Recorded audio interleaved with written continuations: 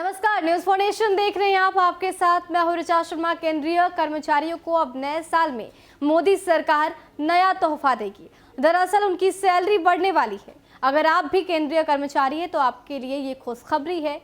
और अगला वेतन क्या कुछ होगा, तमाम जानकारी आपको देते हैं। केंद्र सरकार के कर्मचारियों के लिए एक खुशखबरी है और वो ये है कि नए साल में केंद्रीय कर्मचारियों को मोदी सरकार नए साल का तोहफा देने जा रही है। खबर है कि मोदी सरकार दिसंबर के आखिर तक केंद्रीय कर्मचारियों के वेतन में बढ़ोतरी का ऐलान कर सकती है। हालांकि ये बात दिगर है कि कोरोना वायरस महामारी की वजह से पूरी दुनिया की अर्थव्यवस्था पर उल्टा प्रभाव पड़ा है। पूरी दुनिया मंदी के दौर से गुजर रही है। इतना ही नहीं, ये महामारी सरकारी खजाने को भी प्रभावित करने में कोई कोर कसर नहीं छोड़ रही। इसी का दुष्परिणाम है कि साल 2020 के दौरान केंद्रीय कर्मचारियों के वेतन में किसी प्रकार की बढ़ोतरी नहीं की गई। इतना ही नहीं, कोरोना वायरस महामारी की वजह से सरकार ने केंद्रीय कर्मचारियों के महंगाई भत्ते में भी किसी प्रकार की बढ़ोतरी नहीं की। फिलहाल केंद्रीय कर्मचारियों के महंगाई भत्ते पर मोदी सरकार ने जून 2021 तक रोक लगा रखी है। हालांकि फिलहाल केंद्रीय कर्मचारियों को 21% के बदले 17% की दर से महंगाई भत्ते का भुगतान कर रही है।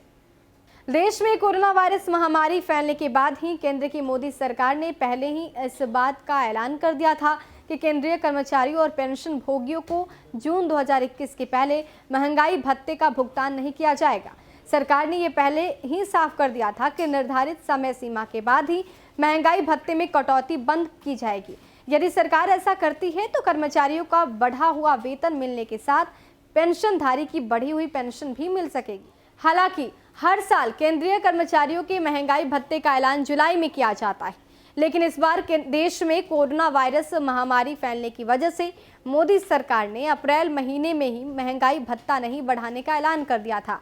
बाजार में कीमतों को उतार चढ़ाव को देखते हुए सरकार की ओर से कर्मचारियों के लिए हर 6 महीने के बाद महंगाई भत्ते में बढ़ोतरी का फैसला किया जाता है ताकि उनके जीवन स्तर में सुधार हो सके। आपको बता दें कि केंद्रीय कर्मचारी काफी अरसे से इस बात की मांग करते चले जा रहे थे कि उनका मासिक न्यूनतम वेतन 28,000 रुपये हो, लेकिन फिलहाल उन्हें न्यूनतम वेतन 16,000 ही मिलता है। अगर 7वें वेतन आयोग की तरह उनका वेतन बढ़ जाता है तो उन कर्मचारियों की ओर से की गई मांग पूरी हो जाएगी। वहीं अगर पेंशन भोगियों की बात करें तो अब तक उनका न्यूनतम पेंशन करीब 3,500 रुपये थी, लेकिन 7वें वेतन आयोग की सिफारिशों के आधार पर उनकी पेंशन का भुगतान किया जाए तो उन्हें हर महीने कम से कम 9,000 रुपये मिलेंगे। आपको बता दें कि देश भर में केंद्र सरकार के करीब 60 लाख से अधिक पेंशन भोगी कर्मचारी हैं। खबर ये भी कि इस बार रिटायर्ड पर्सन की अधिकतम पेंशन राशि 1,25,000 रुपये से बढ़ाकर 2,50,000 किया जा रहा है। इस बात को लेकर केंद्र की मोदी सरकार ने पहले ही प्रस्ताव को मंजूरी प्रदान कर दी। केंद्र सरकार का यह नियम आगामी 1 जनवरी 2021 से पूरे देश में लागू हो जाएगा। केंद्र सरकार की अधिसूचना के आधार पर ग्रेजुटी की ऊपरी सीमा में 25% की वृद्धि होगी। इसके अलावा बेसिक पर महंगाई भत्ते में 50% की वृद्धि की जाएगी। यानी कि न्यू ईयर में केंद्रीय कर्मचारियों को नई सौगात मोदी सरकार की तरफ से दी जा रही है। ऐसे में उनकी सैलरी बढ़ेगी। फिलहाल के लिए इतना ही। बने रहे हमारे साथ और देखते रहे न्यूज फाउंडेशन। नमस्कार।